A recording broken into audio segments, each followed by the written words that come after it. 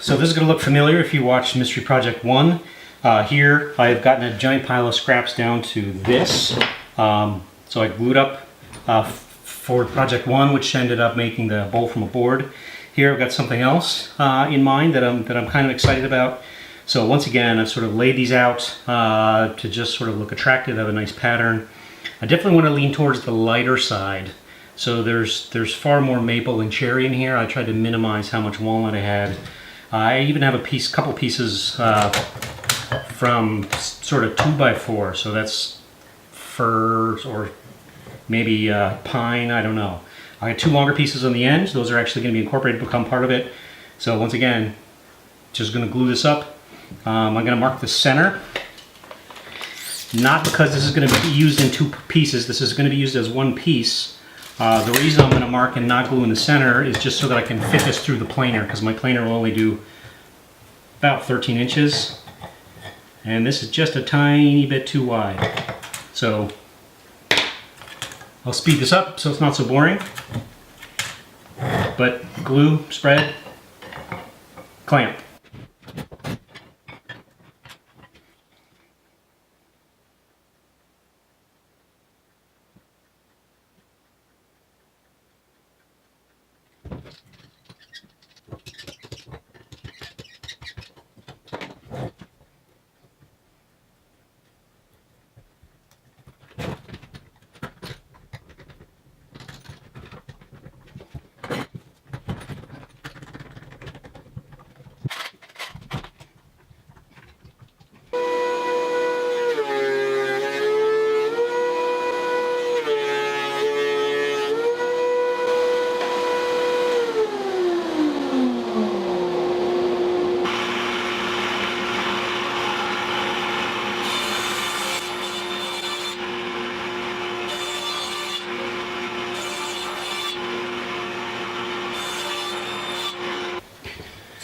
Okay, so here are those two pieces. This piece of plywood I just cut.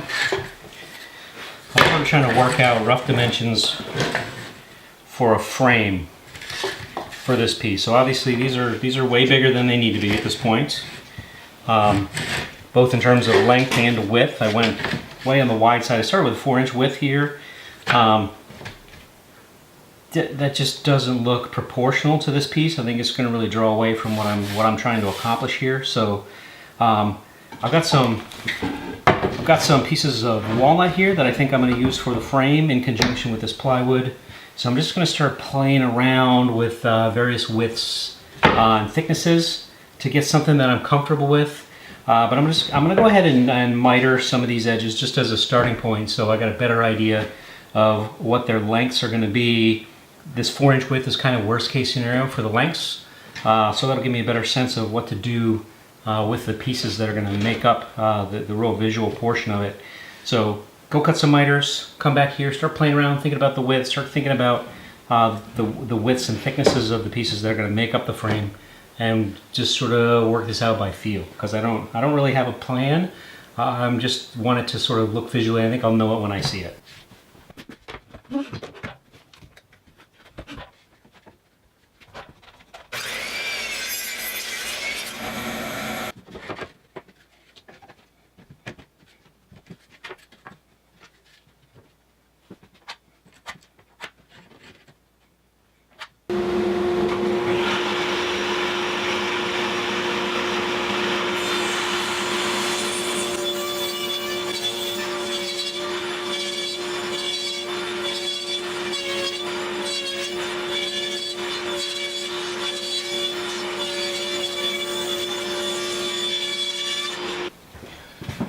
Okay, so I think I have the plan here for the frame. I decided to go pretty narrow, all walnut. So I got these guys marked, at least for the inner pieces. I'm leaving a ledge here that the insert is going to actually go into and be attached. So I've got the first 45s cut. I'm going to go over past those on the other side. I'm going to just glue these so they overhang a little bit. Just going to some glue, a bunch of clamps.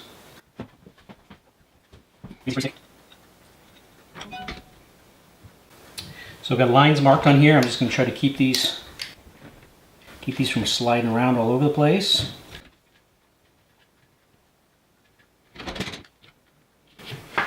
So the trick is to get the jaws of these spring clamps lined up so that they're not pulling it one way or the other. You don't need a ton of clamping force.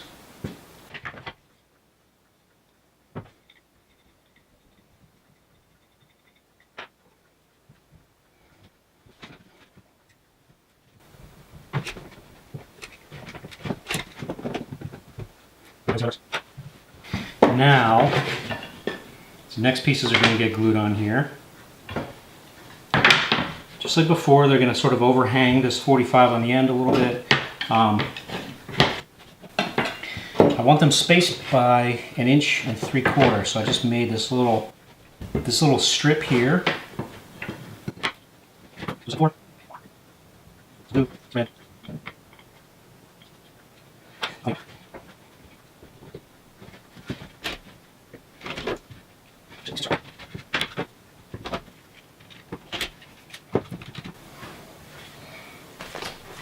So using a miter sled on my table saw, I then clipped off the overhanging corners from those glued on walnut strips.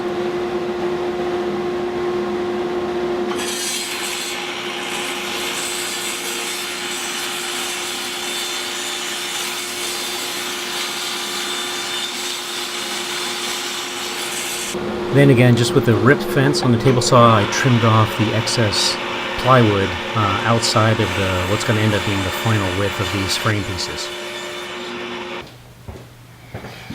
Alright, so I got each of these frame pieces. They are now cut with one miter on one end. And you can see, maybe you can see, this ledge here. So the plan is this guy is going to sit up on that ledge when they're all going to go together. So I just line up this miter perfectly on this corner here. Now, if you look at the direction of the wood here, all of my seasonal movement is going to be in this direction. So, you know, this is 11 inches, close to a foot. So I have to account for a reasonable amount of expansion and contraction in this direction. So when I do these cuts, I'm going to try to leave them a tiny bit long, not so much that it really becomes noticeable, but enough that hopefully we can address that. And this thing is going to explode on me, sitting on the wall. So I'm going to first get a pencil. So it's November now.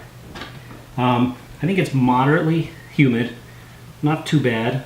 I'm going to mark this exact on here, bringing that down to the edge. And then when I cut this guy, I'm going to give myself maybe a fat 1/16.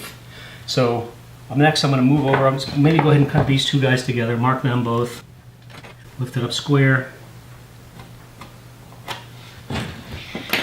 Maybe I'll cut these two guys just so I make sure I give myself a similar amount of extra on there.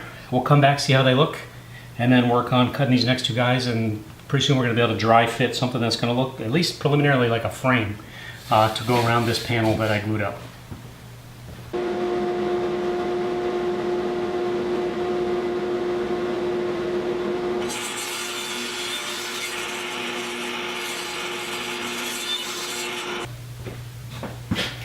Okay, so I got all these miters all nice and clean. Off camera, I took this through the table saw to reduce this depth or the width in this direction a little bit. So it's fitting pretty well. I've got a band clamp here with corner blocks on it. So this is all end grain to end grain glued joint here. So I think I'm gonna put some splines in this at the end to give it a little bit more strength, but it doesn't have to be super duper strong. Just get some glue on this guy, clamp it up, and we'll see what it looks like. Because it's end grain, I'm putting plenty of glue on there. I could size it, put some on, let it sort of soak in and start to set. Make sure I fill all that end grain, but I'm not really going to worry about that. I'm gonna rely on splines and maybe something else to get this nice and strong later.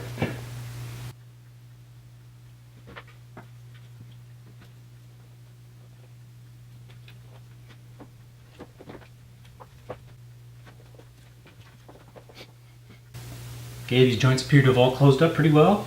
Pretty square, making sure that each of where they meet are flush on the top. I can clean that up with a hand plane at the end, but so far so good. Let's let that dry. So here I'm cutting the splines into the edges of the frame using a simple improvised jig on the table saw.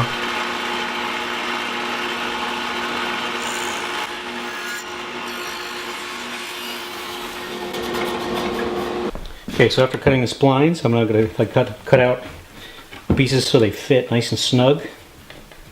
Probably covered that view. So a nice snug fit.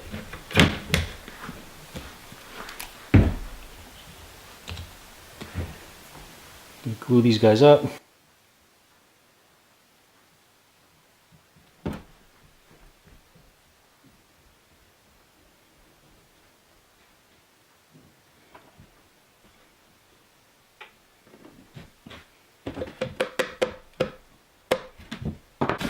Spray adhesive. Nice piece of walnut.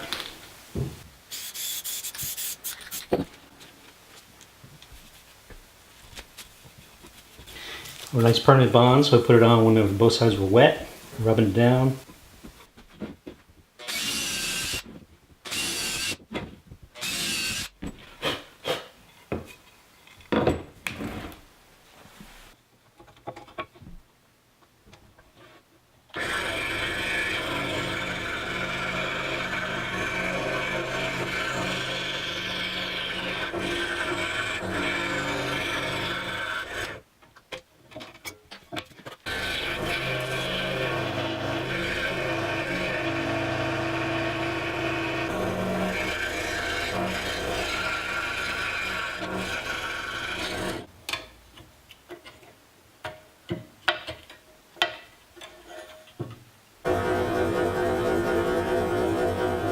So back at the table saw, cutting some bevels on the edges of the insert panel.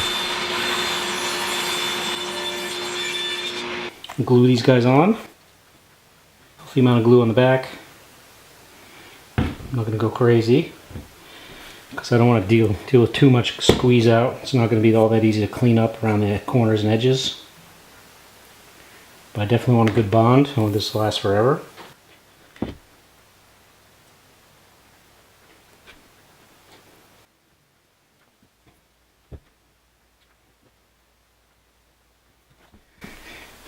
Give that just a sec.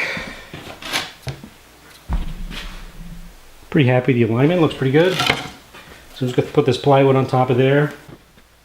Nice heavy toolbox. Just put it straight down. Give that some time to set before I can clean the glue. Alright, time for some finish. So I got the inside here taped off because I'm going to be doing something there later. This is taped off for glue. I've got the back of this, sections of this taped off where I want some glue. So I'm just using natural Danish oil. Most of it's going to go on just with this rag here, but some areas going to need a brush. So try to remember, stay out of the way of the camera. Just start putting on some Danish oil.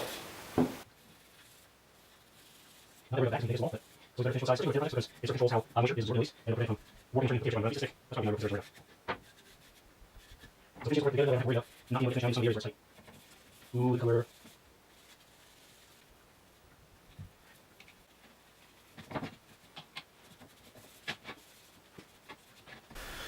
Okay, so I'm going to glue this panel into the frame. So as I discussed, most of the wood movement is going to be in this direction. So I'm just going to sort of glue most in the middle here, try to get it centered and allow it to sort of move back and forth within the frame. Hopefully that'll keep it from breaking over time. So put some glue.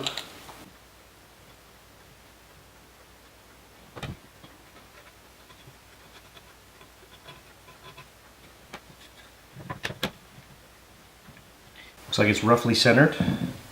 So just got these blocks. I put some plywood underneath in the bare space to keep it from creating downward pressure. Just going to use this toolbox, put some weight on there, and just go away and let that dry. So we save all of our wine and champagne corks for projects like this. This project was all about sparkling wine corks. You can see me dumping out here. I forgot to turn on the mic. I'm pretty sure I said some really insightful and clever things, but I guess we'll never know. The whole idea here was these are going to fill in the frame around the outside. The pop in the middle refers to the popping of a cork. Okay, so I got all my corks figured out, how they'll fit I took them to the belt sander, to the ones that were a little bit too long, so I wanted to keep them reasonably snug. So now I'm going to mix up some epoxy resin. I'm using System 3 from West. I'm going to make a bunch just because I got a lot of volume to fill here. So I'm going to do 2 pumps, part A, 2 pumps, part B. And with these metering heads on here, it gives me half as much of the B resin. So I'm going to give this a really good mix. I'm going to add a little bit of dye, so I'm using Trans Tint. I'm going to do, I'm not super worried about the color, but I'd rather have it be darker than lighter.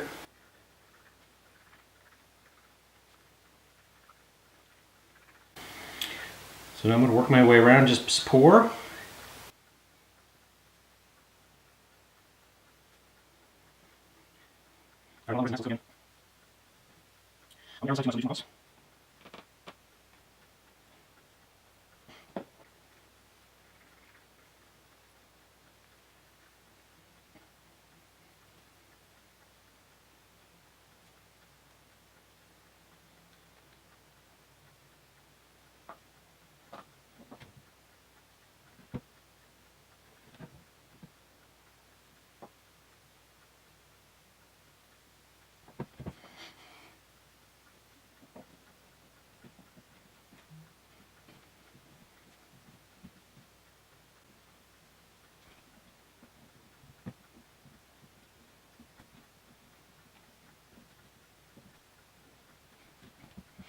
Alright, that's pretty good. I'm just going to find some random things to put on here for some weight, for clamping.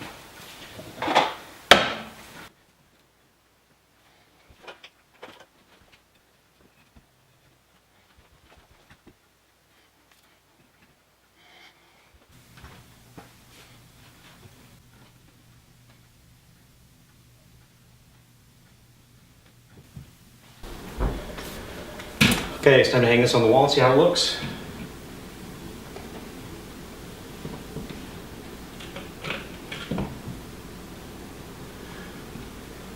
Not bad. I wish there was a little more lighting in here, but looks nice.